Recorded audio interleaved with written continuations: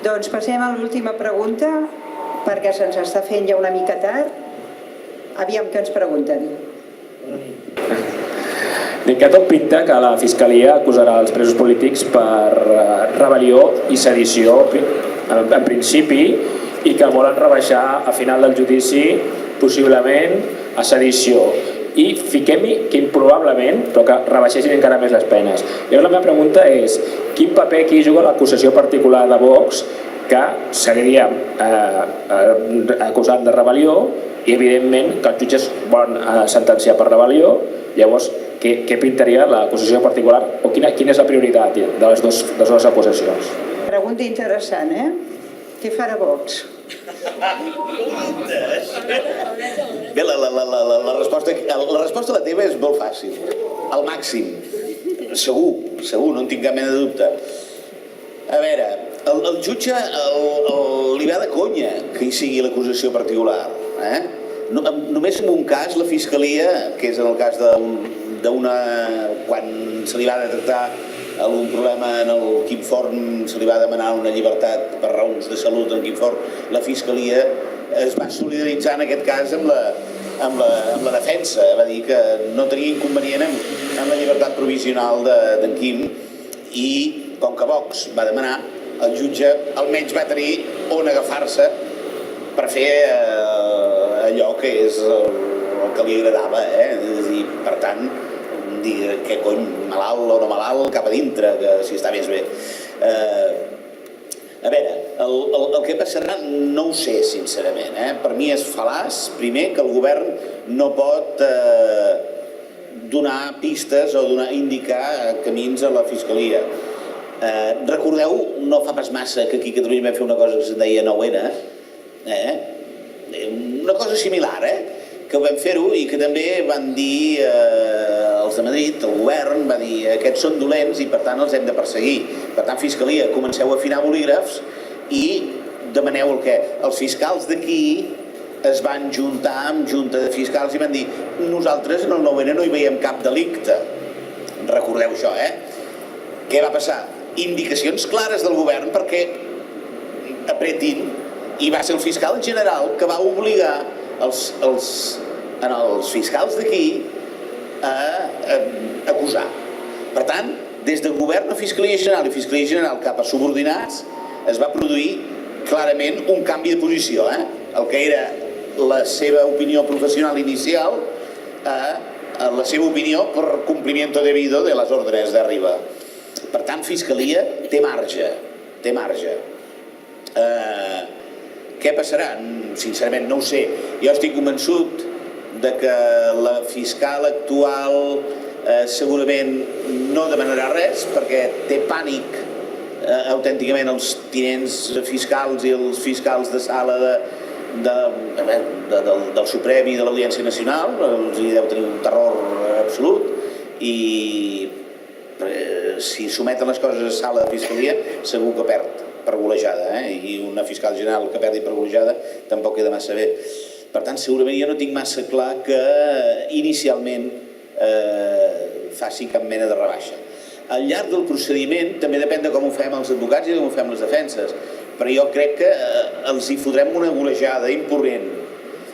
També, ara estem batallant, és una de les coses que estem batallant a nivell d'assemblea, a nivell d'advocats d'assemblees, bàsicament el tema de que sempre hi serem uns quants. Jo en el judici intentaré ser-hi, si puc, cada dia, m'agradaria, i portar-hi alguns advocats internacionals d'un cert prestigi perquè siguin clarament. I també depèn de si al final, que és discrecional del jutge, si es retransmetrà. Personalment penso que no es retransmetrà, potser alguna sessió, però penso que no, perquè és un judici que han anunciat que pot durar uns 3 mesos amb sessions de matí i tarda. Jo no em crec que cap de les televisions espanyoles vulgui connectar amb aquest judici matí i tarda durant 3 mesos, perquè se li va la merda la programació. Per tant, és així, no? Vull dir, per tant, no crec que sigui televisat. No sé si TV3 també canviarà tota la programació i deixarem de fer el Tot es mou i aquestes coses, i els matins de l'Herèdia, per passar. És a dir, que tindrem resums diaris, segurament, però veure'l tot sencer no. Per tant, és molt important que hi hagi algú, i que hi hagi algú testimoniatge. perquè això, tot el que es va veient allà ha de sortir a la premsa, i és quan es comencin a veure les barbaritats jurídiques, i abans la pregunta que m'ha fet el cameraman d'aquí amb això, és que podíem fer la llista d'una enormitat tan bèsties d'irregularitats. El cas Llarena, el procediment aquest de 1900 no sé què /17, és un cas paradigmàtic. Aquest l'estudiem a les facultats de dret durant segles quasi bé.